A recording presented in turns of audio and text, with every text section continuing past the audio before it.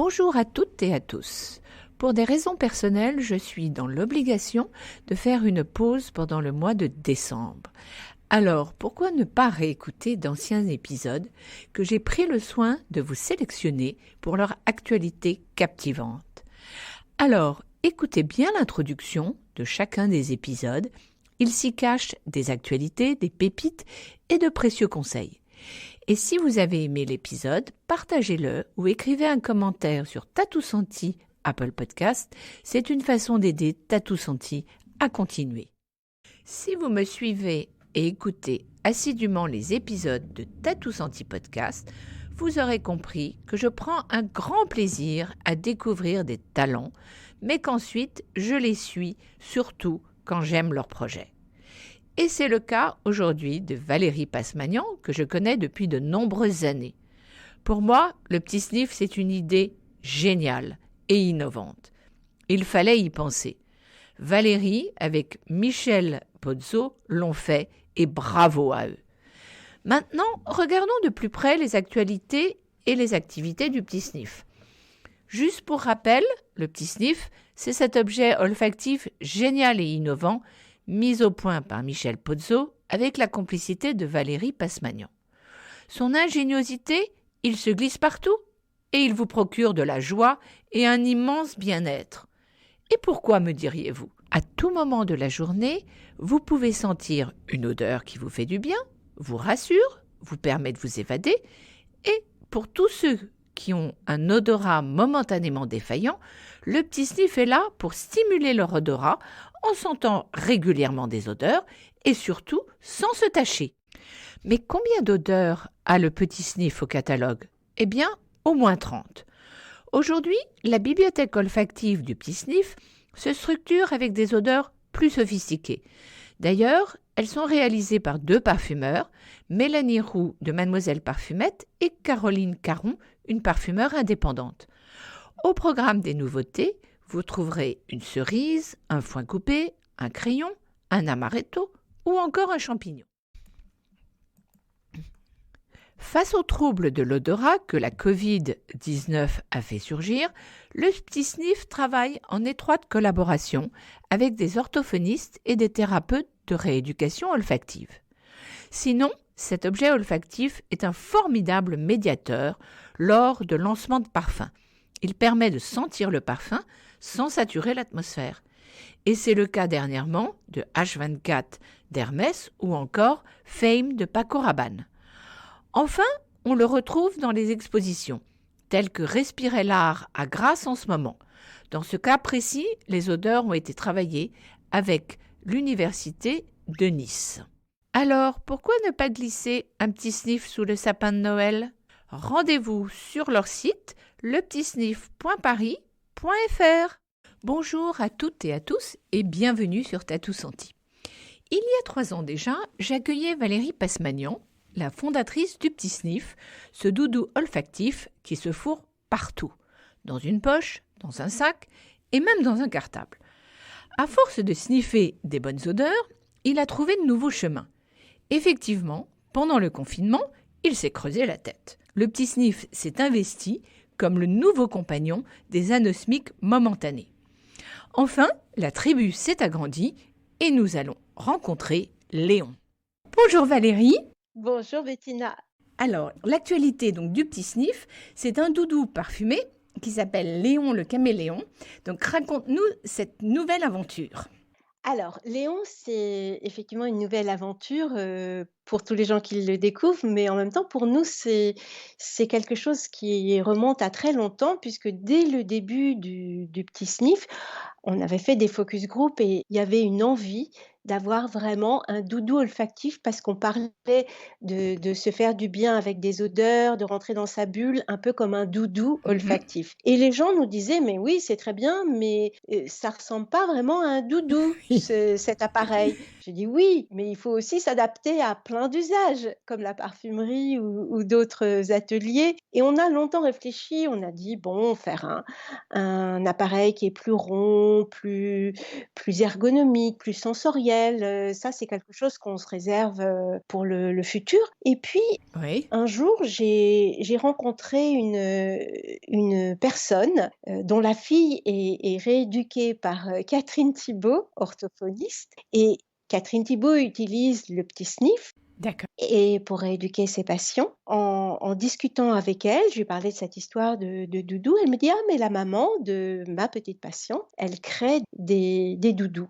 Donc je vais voir sur son Instagram et là, coup de foudre et je me dis: «Mais Oui. c'est vraiment ça qu'il nous faut», puisque je m'étais dit: «Puisqu'on va pas faire un nouveau produit avec un nouvel outillage, ce serait bien de lui Non. trouver une sorte de petit, coussin qui l'enrobe, un petit Mmh. manteau, qui le rende plus doux, voilà, un petit déguisement, un petit costume». Et puis je suis tombée vraiment amoureuse de tous ces doudous de Ève, c'est Végétal Doudou et elle les tricote, avec, vraiment, une expression tellement, particulière. Elle adore, les animaux et elle a créé ça parce que Oui. avec, ses enfants et les enfants autour d'elle, elle en avait un petit peu assez des ours, des lapins, enfin des animaux classiques. Oui, oui, toujours un peu les mêmes animaux. Exactement. Donc elle s'est intéressée aux animaux, c'est une personne qui a vraiment de l'or au bout des doigts, qui sait tout faire et elle leur crée des expressions assez, Unique et personnel, hein? vraiment humaines quoi, uniques et personnelles. Et je suis allée la voir et puis, elle m'a dit: «Ah, j'adore ce challenge». Elle m'a dit: «Il faut que je choisisse un animal dans lequel le petit sniff puisse s'intégrer». Donc on a choisi un animal évidemment pas un ours, ni un loup, ni un koala, mais forcément, le caméléon, c'était idéal Mmh. parce qu'il est long Oui. et puis c'est surtout le concept, il change de couleur, le petit sniff change d'odeur, Oui. donc ça nous a beaucoup plu. Elle nous a fait un prototype, bariolé Mmh. comme, celui qu'on a sur notre photo que vous découvrirez bientôt. Et voilà, elle a trouvé une astuce pour, insérer le petit sniff sans crochet, sans fermeture, sans bouton, sans scratch, sans rien. Et c'est comme ça que Oui. Léon est né. Donc on l'a lancé, hier, D'accord. Donc le 21 juin. le 21 juin, sans musique, mais avec Oui. avec des odeurs. D'accord. Et il est fait main, ce petit Léon? Alors Léon est fait main, il est en fibres végétales recyclées qui viennent du nord de la France. Il est entièrement, tricoté presque d'une seule pièce. Il y a aucun élément rapporté, Oui. il est vraiment, c'est un animal responsable, je dirais. D'accord. Un animal végétal responsable. Parfait, bah, écoute, c'est génial. Et alors, on pourra changer de petit sniff ou changer la cartouche du petit sniff, à chaque fois quand on en aura envie? Comment ça se passera? Absolument, on l'utilise en fait, c'est un manteau pour le petit sniff. On met le petit sniff, dedans, il y a rien de tellement technologique là-dedans. Oui. C'est pour permettre d'apporter une dimension sensorielle supplémentaire Mmh. avec le toucher, cette douceur parce que, Oui. évidemment, j'ai du mal à décrire ça, mais il est très doux au toucher. D'accord. C'est une fibre de coton Mmh.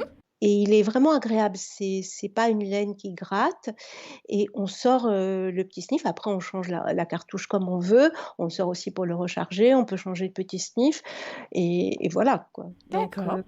c'est pour, tout le monde, c'est pas que pour les petits d'ailleurs. Donc en fait, il va être disponible sur le site et en dehors du site, on pourra le trouver où? Alors pour l'instant, on ne sait pas trop encore. On démarre juste. On va voir un petit peu, Oui. l'enthousiasme qu'il suscite et puis on pourra peut-être le trouver, dans notre, point de vente, préféré qui est le Parfum en herbe à Oui. Saint-Germain-en-Laye, où nous faisons aussi des ateliers et qui est une caverne d'Ali Baba des nouveautés et Autour du parfum. des produits originaux autour du parfum, oui. D'accord. Bah, écoute, c'est une excellente transition puisque effectivement, l'autre actualité du petit sniff, c'est que, maintenant tu organises des, ateliers dédiés à l'anosmie et à la rééducation olfactive avec justement, Catherine Thibault. Est-ce que tu peux nous en dire quelques mots? À qui il s'adresse? S'il y a plusieurs types d'ateliers? Voilà, qu'on sache, ce qu'il en retourne. Alors effectivement, c'est une activité qui a démarré, bien sûr, suite, aux troubles de d'odorat constatés avec la covid. En fait, Mmh. dans mon entourage, pas mal de personnes, étaient un petit peu désemparées avec cette perte d'odorat et puis elles me demandaient avec le petit Oui. sniff, elles me disaient: «Mais qu'est-ce que je peux faire?» Donc je leur ai passé des petits sniffs avec certaines senteurs et puis je me suis intéressée à la question, bien sûr. J'ai longtemps, Mmh. regarder, scruter un peu ce que les ORL disaient, les associations et j'ai vu que les scientifiques avaient déterminé certaines odeurs plutôt que d'autres en raison de leur famille olfactive diversifiée qui couvrait le Mmh. champ de perception olfactive le plus large. Donc je me suis dit: «Bah, je vais essayer avec le petit sniff» et c'est comme ça que je l'ai utilisé enfin je l'ai proposé à mon entourage proche et au vu de cette amplification du phénomène de perte d'odorat, j'ai discuté avec Catherine Thibault et nous avons décidé aussi de mettre en place un atelier pour aider les thérapeutes à prendre en charge les patients qui présentent des troubles de l'odorat. Puisque après avoir, D'accord. été, voir des ORL et d'autres, médecins, en fait, eux étaient submergés bien sûr par les patients atteints du covid, mais ils n'avaient, pas le temps, Mmh. ni peut-être, la spécialité, L'envie? l'envie, je pense qu'elle leur aurait pas manqué, mais après ils allaient au plus Oui. urgent et puis, c'est pas non plus leur, spécialité donc Heu, voilà, je leur ai laissé quelques kits. J'ai dit: «Ben voilà, si vous voulez, Non, tout à fait. le proposer à vos patients, ils peuvent l'utiliser». Mais j'ai senti que ça marcherait pas comme ça. Donc entendu que les orthophonistes qui ont beaucoup patients adressés par les ORL s'étaient mises en charge de rééduquer l'odorat. Elle aussi avait besoin de directives et d'informations. Donc on a mis en place ces ateliers qui comportent à la fois une partie théorique sur la physiologie Oui. de l'odorat et le fonctionnement et pourquoi on le perd et puis avec, Catherine Thibault qui est spécialiste de l'oralité, qui est pas très loin, du nez, avec la bouche pas très loin du nez et qui a des méthodes complètement, hem, hors cadre, qui fonctionnent très bien et qui ont donné des résultats, assez, exceptionnels, ce qui lui vaut sa notoriété dans le secteur. Elle a apporté son éclairage justement par rapport aux prises en charge, par rapport aux enfants, par rapport aux troubles qu'elle rencontre dans Oui. les consultations orthophoniques et hem Mmh. et l'autre partie de l'atelier se déroule sous forme d'exercices pratiques, c'est-à-dire des scénarios, 2 par 2 avec une mallette avec, plusieurs odeurs. Alors quand il s'agit d'une orientation plus sur l'anosmie, donc là on fait un petit test, pour voir, si l'autre personne détecte les odeurs. On a, fait aussi des images. C'est un atelier qui dure combien de temps? Alors, l'atelier sur l'anosmie, il dure, une demi-journée. C'est-à-dire qu'il y a à peu près 1 heure et demie d'apport Mmh. théorique avec des questions. Bien sûr, c'est un échange, hein et puis après des sortes de jeux avec, l'olfaction et le goût aussi et puis aussi la visualisation parce que, heu, quand on a perdu l'odorat, c'est important de visualiser d'abord ce qu'on va sentir pour permettre de l'ancrer un peu Oui, dans sa mémoire et de faciliter après l'apprentissage. tout à fait. Après, par la suite, quand on commence à restimuler son odorat, à avoir un peu de fonctionnement de nouveau, là, c'est bien effectivement d'essayer de deviner pour apprendre un petit peu, bah, c'est comme un vocabulaire étranger au début, En fait, cet atelier s'adresse aux professionnels et aux gens qui, s'occupent de l'odorat en général. absolument. C'est les thérapeutes, ce sont les orthophonistes, ce sont les psychomotriciennes, ergothérapeutes, heu, toute profession, en thérapie. Enfin, D'accord. On s'inscrit sur ton site lepetitsniff.com? alors pas encore, puisque je veux dire là, en fait, on a une adresse pour s'inscrire, qui est, je la connais pas par cœur, c'est horrible, mais Tu veux dire que c'est sur le site de Parfums en Herbe? c'est sur le site de Catherine Thibault, puisque c'est elle Ah, qui prend en charge la formation. Donc d'accord. c'est pour ça qu'on ne peut pas s'inscrire, sur notre site à nous, Oui, puisqu'il s'agit, là d'une formation destinée aux professionnels. d'accord. C'est un produit qui est uniquement fait en France? Oui, absolument. Il est fait à Angers, dans la région d'Angers, au niveau de la production du boîtier et puis, bah, le reste, la partie électronique, elle est du côté d'Étampes. Le coffret était dans le sud de la France. Les parfums sont made in France. Mmh. Voilà. Non, non, tout est fait en France. D'accord, parfait. Exactement, dis-nous quels sont les 3 engagements du petit sniff? Alors le 1er, c'est évidemment, comme j'ai raconté, dans son histoire, c'est contribuer à la démocratisation du sens, de l'odorat. Oui. C'est-à-dire le faciliter, sa pratique et son apprentissage et sa rééducation maintenant, mais vraiment dès le plus jeune âge parce que, Oui. ben, j'en parlerai peut-être plus tard, j'ai fait des petites incursions dans des écoles maternelles et c'est vrai que, et puis les scientifiques en parlent aussi beaucoup, c'est que plus on éveille tôt un enfant avec, les odeurs, ça contribue à l'éveil, heu, Mmh. mieux c'est et je me suis dit que peut-être avec le petit sniff, je pouvais aider À ce développement. à ce développement, exactement. L'autre engagement, c'est le fait de ne pas vaporiser et que les cartouches soient Oui, réalisées sans alcool pour que, respecter aussi l'atmosphère, tout à fait. et la santé puisque peut-être à force d'inspirer, des produits alcoolisés, c'est peut-être, Tu penses qu'il y a de mieux? Ça irrite peut-être aussi les muqueuses? enfin, je pense aussi dans les magasins, aux Mmh. distributions de parfums, les grandes surfaces pour les gens qui sont confrontés, plus que la normale et puis aussi, bah, la volonté de rester en made in France. D'accord. Alors, comme on l'a dit, le petit sniff a 3 ans. Donc, est-ce que tu as une ou 2 anecdotes amusantes à nous partager autour de ce petit sniff? Alors oui, j'ai cherché un petit peu et en fait, c'est plutôt au début. Lorsqu'on a imprimé notre premier flyer avant le lancement, du Petit Sniff, c'était justement pour notre campagne, Ulule de crowdfunding. Oui. Je suis allée imprimer ça, au coin de ma rue, un petit imprimeur, photocopieur et il voit le Petit Sniff, il voit un truc bizarre et il me dit: «Mais» comme c'est quelqu'un du quartier, il me dit: «Mais c'est quoi ce truc-là?» et heu et je lui ai raconté ce que c'était, les odeurs, enfin bon, moi, il fallait pas me faire, me prier trop longtemps pour que je parte lance sur ma passion, des odeurs et puis, il m Oui. et aussitôt, alors il m'a évoqué un truc, il m'a dit: «Ah!» il dit, «Moi, il y a un» je lui dis: «Vous avez une odeur vous?» Il me dit: «Ouais, ouais, moi, c'est le café». Je dis: «Ah bon, vous aimez le café?» Il me dit: «Ah non, non, pas du tout». Ah, je dis: «Ah bon? Bah alors, pourquoi c'est le café votre odeur?» Il me dit: «Parce que quand j'étais petit, mon grand-père, travaillait pour les jardins de la ville de Paris Mmh.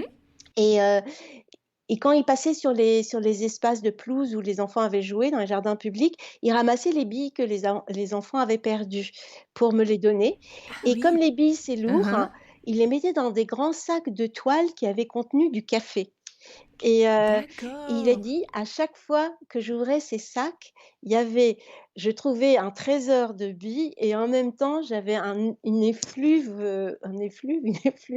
de café qui me sautait au nez» et il a dit: «C'est Mmh. resté, l'odeur, Gravé dans que ma mémoire. de mon enfance» et j'ai trouvé ça incroyable Beh oui, qu'il me raconte ça. heu, Voilà, tout à c'est fait.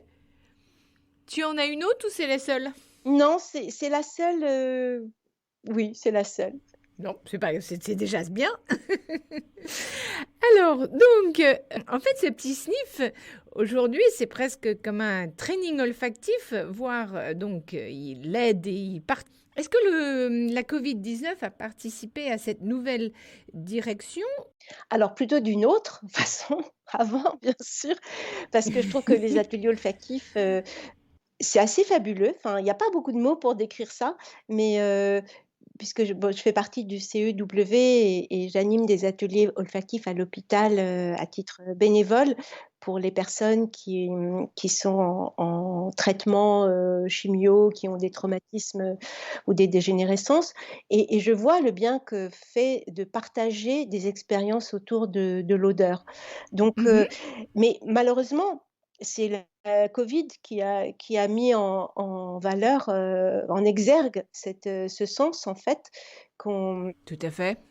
dont on a réalisé qu'il existait, quand on l'a perdu. Parce qu'en fait, on se rend pas compte, Complètement. parce qu'on sent comme on Mm. respire, puis tout d'un coup, on réalise comme qu'on a perdu l'odorat, que les choses avaient, ou les personnes avaient une odeur autour de nous et c'est Tout à fait. Et puis en plus, surtout, c'est que, oui, on a tout d'un coup, le fait de plus l'avoir, on a réalisé son importance, à moins d'y avoir été éveillé jeune. Oui, on se rend compte qu'il y a beaucoup de gens qui ne mesuraient pas ce que ça voulait dire. exactement et comme Donc ça, c'est la chose positive de cette pandémie. oui, oui, oui, c'est la chose positive et effectivement, comme tu dis, à l'exception des gens qui ont Mhm. été éveillés plus jeunes et c'est effectivement ça qui serait formidable de pouvoir faire et voilà, oui, Tout oui, à fait. espérons que ça Non, restera non, mais parce je pense. que, Alors, en quoi consiste le training kit? le training kit, en fait, il consiste en un petit diffuseur et 5 petites cartouches qui Oui, qui sont, des odeurs, en référence avec les protocoles, officiels qui ont été, mis en place. C'est-à-dire, oui. citron, menthe poivrée, clou de girofle pour le côté épicé, eucalyptus et café qu'on a rajouté. Bon, déjà, c'était cette histoire qui me plaisait, mais c'est ce que disait l'association anosmie.org. Ils avaient ajouté le café, parce que c'est une Oui. odeur vraiment, familière, quotidienne pour la plupart des gens. Ah, complètement. Après, on a aussi des odeurs complémentaires comme l'orange, le thym, le cumin, le géranium pour le côté floral. En fait, voilà, d'un protocole à l'autre, les odeurs varient un petit peu, mais on retrouve toujours un peu des basiques, comme ça. Voilà. D'accord. Qui sont les gens qui ont commencé à sélectionner ces odeurs? Alors, je sais il y a des ORL. Il y a un ORL qui est à Suresnes, il y a Jérôme Le Chien qui est assez médiatisé. Il y a anosmie.org avec, qui a Irak travaillé Gurden? avec, Ira Gurden et Thomas Hummel et aussi, Claire Martin. Il y a aussi, par exemple, une neurobiologiste qui est Sophie Tempère, que j'ai rencontrée par l'intermédiaire de Gilles Sicard, qui est un olfactologue, qui elle, a utilisé le petit sniff d'ailleurs pour rééduquer des étudiants en énologie de l'université de Bordeaux. Donc elle y a ajouté quelques autres, odeurs Tout à fait. plus, ciblées par rapport à ces étudiants qui ont déjà, l'habitude de sentir, par exemple, comme l'anis ou d'autres, ou d'autres senteurs un petit peu, un peu plus spécifiques, on va dire et mais Mhm.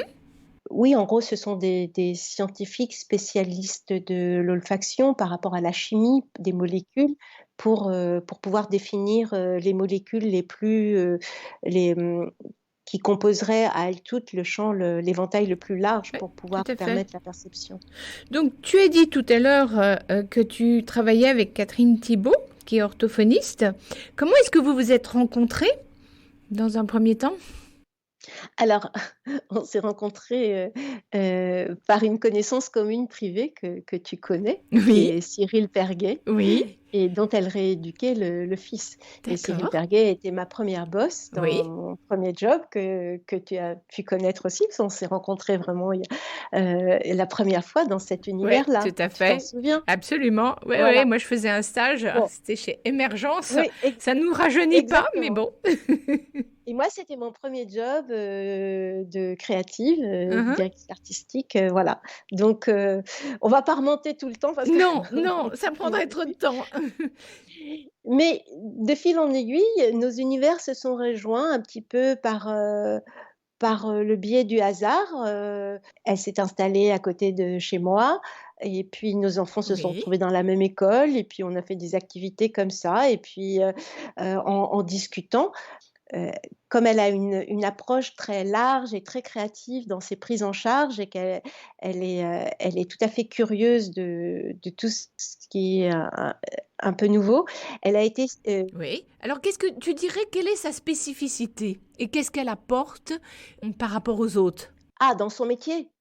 Oui, Alors bon, je suis pas professionnelle, mais ce que je vois de l'extérieur, déjà c'est sa renommée. oui, Parce que bon, j'ai eu la chance de l'accompagner dans un voyage, un congrès, d'orthophonie et oui. j'ai vu les gens se précipiter sur elle pour le voilà, et j'avais jamais eu conscience puisque nous, on avait une relation plutôt amicale et que ce n'est pas une personne qui met en avant ses qualités, professionnelles et j'ai vu, c'est là que j'ai constaté qu'elle était, très reconnue, dans son métier et je lui ai demandé pourquoi et elle me dit: «Parce que, je n'ai jamais rien écouté, j'en ai fait qu'à ma tête». Donc je dirais que c'est une personne très sensible, Oui. très intuitive. Elle dit, là je ne trahis pas, elle dit: «J'ai l'impression d'avoir à petite dose un peu tous les symptômes de mes patients». Donc je me sens très proche de C'est amusant.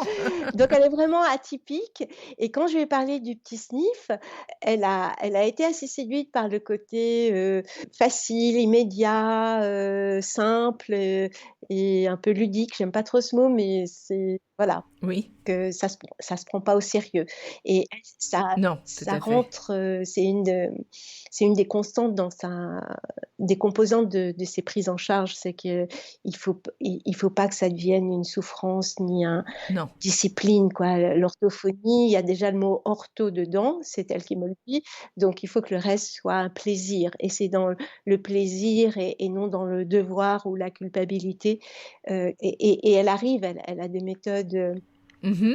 incroyable. Moi, j'ai assisté à une ou 2 de ses séances avec le petit sniff, mais il y a pas qu'avec le petit sniff, elle elle s'amuse et c'est dans le plaisir. Elle a vraiment une façon très personnelle, de travailler et elle a de très, très bons résultats. Bah, c'est vrai, c'est elle qui a raison, parce que dans le jeu, on fait passer énormément de choses et je pense que, les gens intègrent plus et puis voient non plus la même vision et ça devient autre chose. Donc c'est très important le jeu, la notion de du jeu.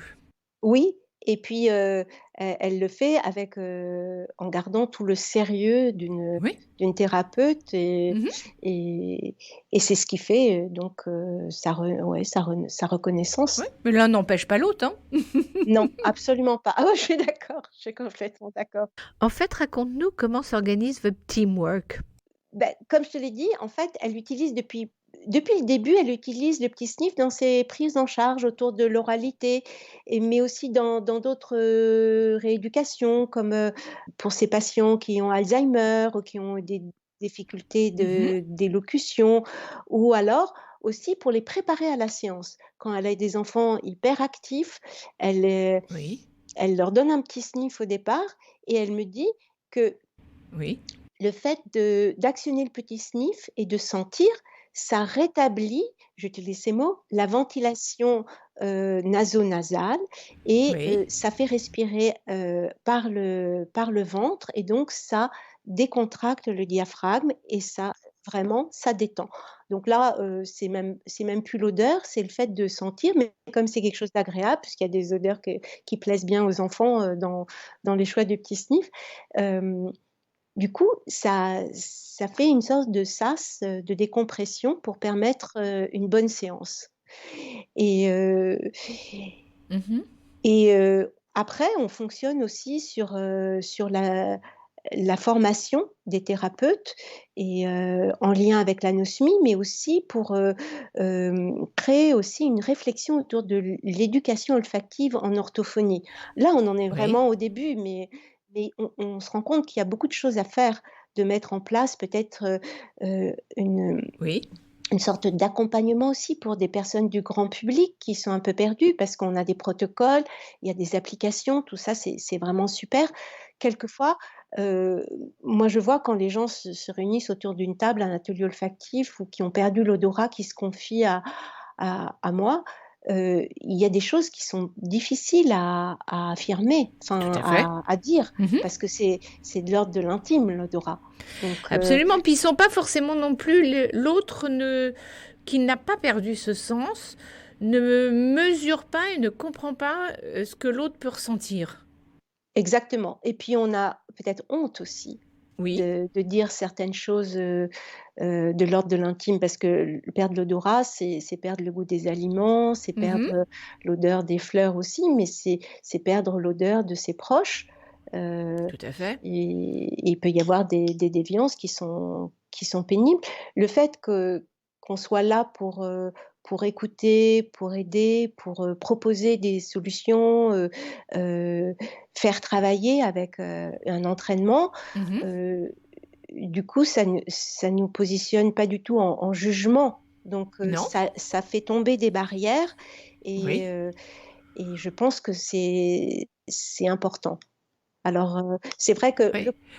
Puis je pense que ces gens aussi ont besoin de beaucoup d'écoute, d'être écoutés, d'être entendus, et que ça doit leur faire aussi du bien d'avoir des gens qui sont là pour ça, parce que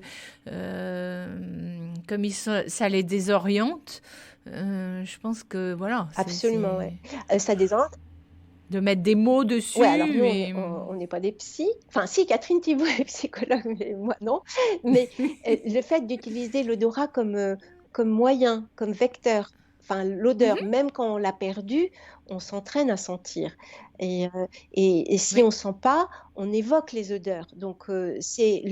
l'olfaction est quand même, le vecteur, et comme c'est un sens Euh, on a du mal à décrire avec des mots, enfin oui. ben, c'est et qui passe, directement par l'émotion, je pense que Mhm. ça déverrouille des serrures et des blocages, parce que comme tu dis très Mhm. justement, bah, quand on perd l'odorat, on perd, sa confiance en soi, on est Oui. déprimé, enfin pas Mhm. systématiquement, mais Non? ça peut Non, arriver. non.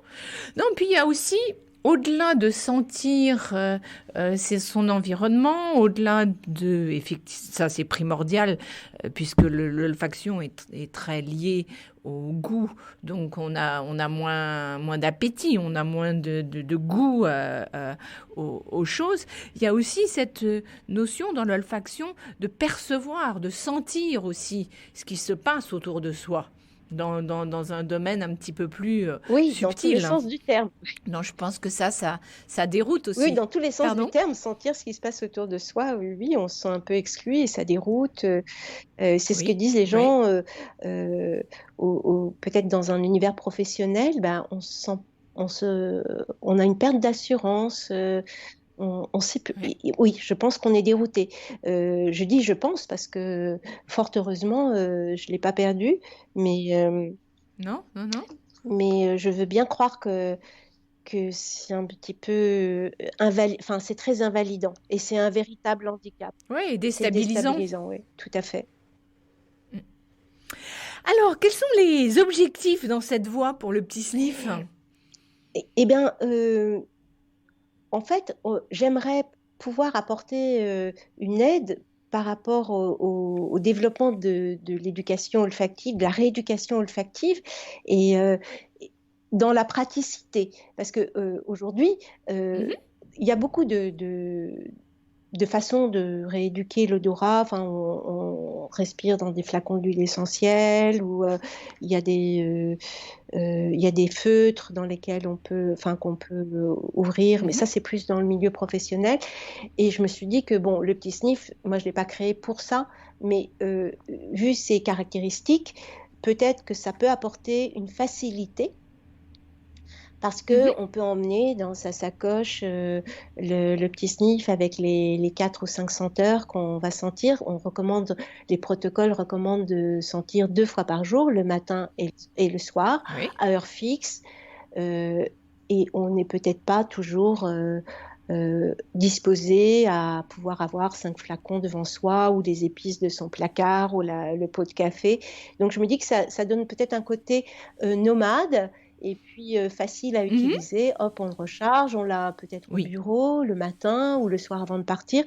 Voilà, donc pour moi, je vois le petit sniff comme, un facilitateur. Oui, ce monde de la parfumerie est tout de même, il ne faut pas l'oublier, un monde assez fermé et que tout le monde n'y a pas accès.